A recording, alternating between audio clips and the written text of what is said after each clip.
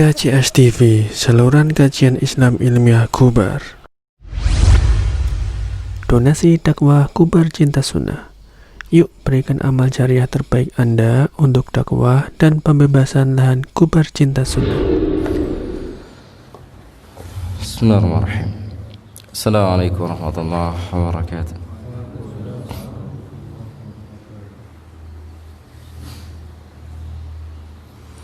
Alhamdulillahi wassalatu wassalamu ala rasulillah wa ala alihi wa ashabihi wa man tabi'ahu bi ihsanin ila yaumiddin. Allahumma la ilma lana illa ma 'allamtana innaka antal alimul hakim. Allahumma anfa'na bima 'allamtana wa 'allimna ma yanfa'una wa zidna ilma wa hdina ilaika as-siratal mustaqim. Khadifillahi azani Allah yakum jama'a sasuhu rahimani wa rahimakumullah. Alhamdulillah, segala puji bagi Allah subhanahu wa ta'ala yang memudahkan kepada kita semuanya untuk bisa mengerjakan salat subuh secara berjamaah, dan kita bermohon kepada Allah agar salat yang kita kerjakan ini diterima oleh Allah Subhanahu wa taala. Baik, kita akan lanjutkan bacaan dari kitab tafsir Ibnu Katsir dari juz yang ke-30 ya. Di pertemuan yang lalu telah kita bacakan sebagian dari tafsir surah An-Nazi'at. Ini malaikat-malaikat yang mencabut nyawa ya, atau malaikat-malaikat yang mencabut. Setelah Allah Subhanahu wa taala bersumpah atas nama malaikat-malaikatnya, kemudian dikabarkan tentang keraguan orang-orang kafir ya terhadap terjadinya hari kiamat. Setelah itu Allah Subhanahu wa taala ya menyampaikan kepada nabinya sallallahu alaihi wasallam tentang keadaan Nabi Musa alaihi salam bersama dengan Firaun. Artinya ketika Nabi menghadapi kaum yang durhaka kepada beliau, maka Allah Subhanahu wa taala di sini menyampaikan bahwa di sana ya sebelum Nabi SAW ada juga seorang nabi yang juga didurhakai oleh kaumnya, yaitu Nabi Musa alaihi salam.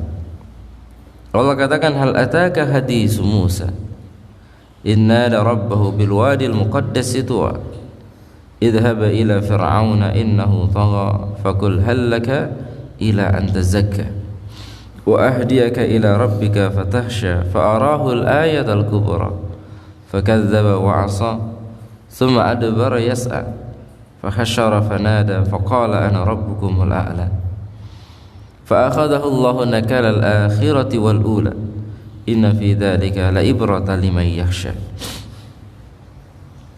Sampai di ayat ini Allah Subhanahu wa taala menceritakan akan keadaan Musa alaihissalam dan Fir'aun. Ya, dari satu sisi sebagai hiburan untuk Nabi sallam bahwa memang begitulah para nabi. Mereka akan mendapatkan tantangan dalam dakwah mereka, dan setiap orang yang berjalan di atas jalannya para nabi, mereka juga akan mendapatkan tantangan dan rintangan yang sama dalam dakwah ini. Dan rata-rata yang menentang dakwah itu adalah orang-orang besar ya, orang-orang yang punya pengaruh. Nabi Musa alaihissalam di sini diceritakan bahwasanya Fir'aun yang menjadi raja ketika itu adalah musuh beliau ya. Dan Allah katakan, hal ataka hadisu Musa, sudahkah wahai Muhammad, atau sudah sampaikah kepadamu wahai Muhammad kisah tentang Nabi Musa alaihissalam.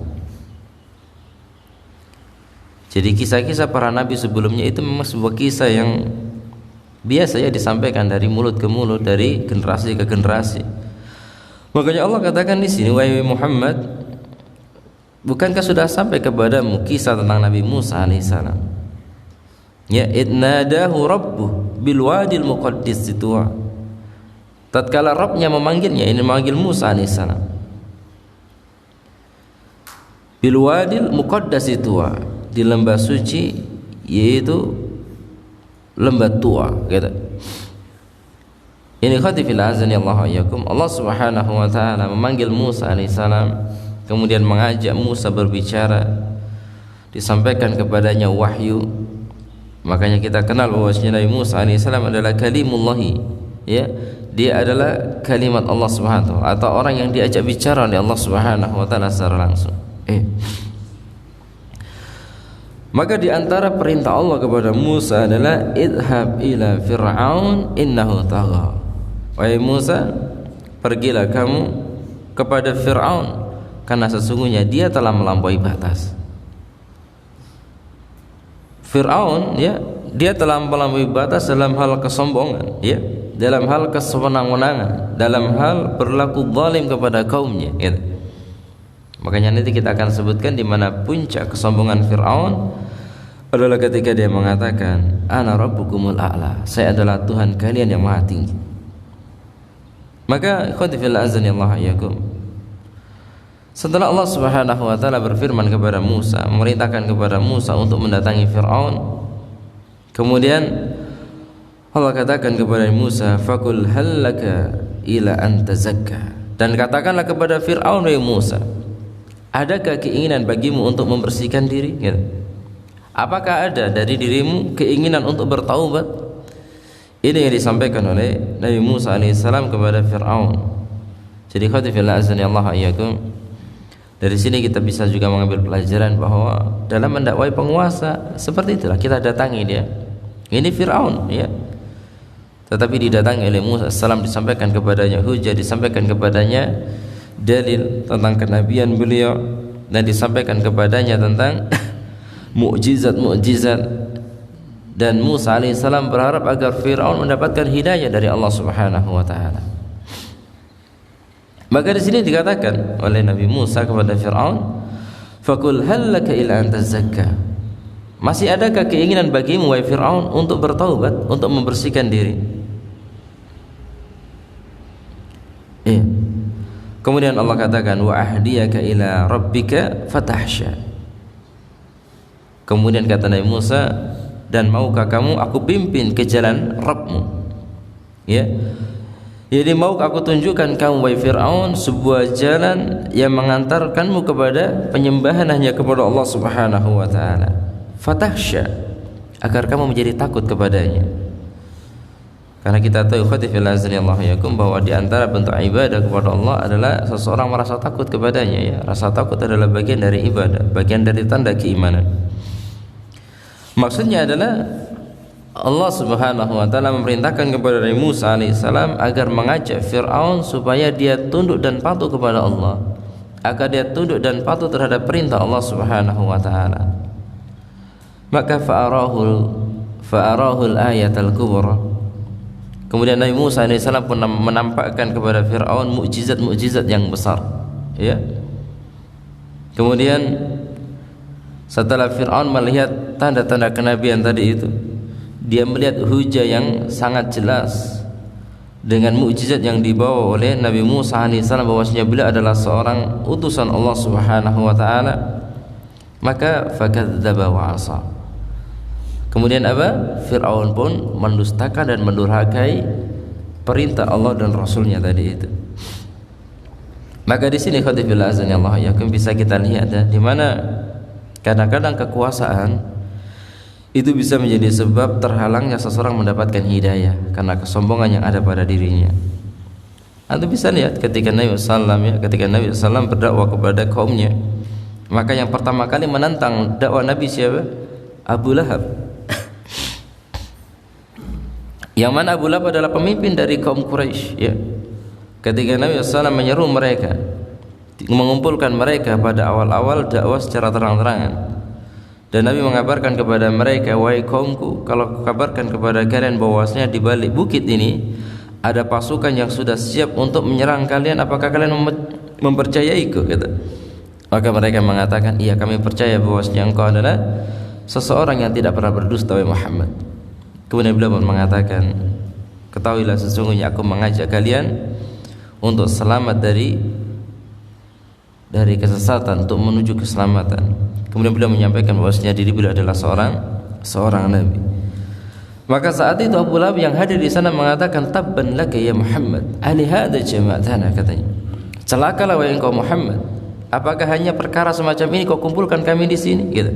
Begitu ikhwati fillah azanillahu iyyakum ya. Ini disebutkan dalam surah Al-Lahab ya, tentang kisah itu. Maka di sini juga Fir'aun ketika dia telah melihat tanda-tanda kenabian, mukjizat dinampakkan di hadapannya, tetapi yang terjadi adalah fakadzdzaba wa 'asa. Dia dusta dan mendurhakai Allah dan Rasulnya. Dia mendustakan kebenaran, dia mendustakan risalah yang dibawa oleh Nabi Musa alaihissalam, dan hampir seluruhnya seperti itulah para penentang dakwah. Mereka mengetahui kebenaran tetapi mereka menolaknya. Kemudian Allah katakan summa adbara yas'a, kemudian dia pun berpaling dan berusaha untuk menentang Nabi Musa alaihissalam. Karena setelah itu Fir'aun mengira bahwasanya apa yang dilakukan oleh Musa itu bisa dilawan dengan sihir-sihir mereka, kata. Maka saat itulah Fir'aun mengumpulkan tukang-tukang sihirnya, ia mengumpulkan para tukang sihirnya untuk melawan mukjizat yang dibawa Nabi Musa alaihissalam. Fahasyara fanada, maka dia pun kumpulkan tukang-tukang sihirnya, ya. Kemudian faqal ana rabbukumul a'la fa akhadallahu nakalal akhirati wal ula. Setelah berkumpul para pembesarnya, para tukang sihirnya, maka Fir'aun pun berseru kepada mereka, aku adalah Tuhan kalian yang maha tinggi. Dia ingin bersombong di hadapan Nabi Musa alaihissalam. Dia katakan di hadapan kaumnya. Kemudian fa'akhadahullahu nakalal akhirati wal ula, maka Allah subhanahu wa ta'ala pun mengazab Fir'aun dengan azab di dunia dan juga di akhirat. Nakalal akhirah wal ula, akhirah wal ula, yang akhir dan yang awal. Maksudnya adalah Allah akan mengadab Fir'aun ini di dunia dan juga di akhirat. Iya. Jadi khatifil azan ya Allah wa iyyakum. Kemudian setelah itu Allah menutup firman-Nya pada bagian ini, inna fi dzalika la ibratan liman yakhsha. Yang demikian ini dari kisah Fir'aun dan Musa ini ada pelajaran bagi orang-orang yang takut kepada Allah Subhanahu wa taala. Ada ikhwati fillah azan ya Allah wa iyyakum, ini juga pelajaran untuk kita semuanya bahwa orang-orang yang menentang dakwah itu pasti akan ada. Tidak mungkin seseorang yang menyerukan al-haq, menyerukan kebenaran, kemudian mereka akan melalui jalan itu dengan lempeng saja, tanpa ada ujian dan cobaan di dalamnya. Pasti akan ada ucapan-ucapan yang tidak baik, ya, perlawanan yang tidak baik dari kaum, dari manusia. Maka itu sudah menjadi sunnatullah yang wajib bagi para penyeru dakwah, ya, agar mereka bersabar di atasnya. Dan kita bermohon kepada Allah Subhanahu wa taala agar Allah memberikan kepada kita kesabaran, dan kita mohon kepada Allah pahala yang besar di sisinya nanti, dan kita mohon kepadanya agar Allah Subhanahu wa taala mengumpulkan kita semuanya di dalam surganya. Amin wa akhiru da'wana alhamdulillahirabbil alamin. Wassalamualaikum warahmatullahi wabarakatuh.